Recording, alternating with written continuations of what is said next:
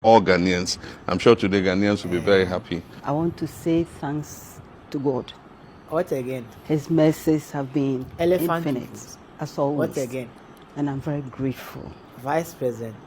I express gratitude to the medical staff too. She's back. For seeing the right thing, for making the right proposals. There is and to my boss. Issue again. That day, I don't know where you appeared from, peoples. but he came and quickly set in motion what good. We needed to do. God is good. And I also want to thank all of you, your prayers, for your good wishes. I can't be thankful enough.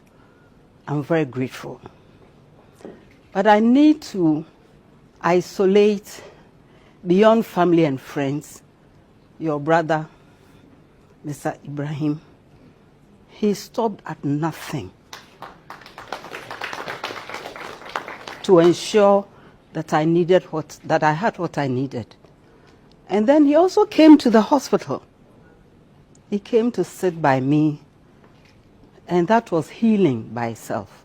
So, my little boss, I'm very, very grateful. So I'm very happy to be back. And there's so much that has happened.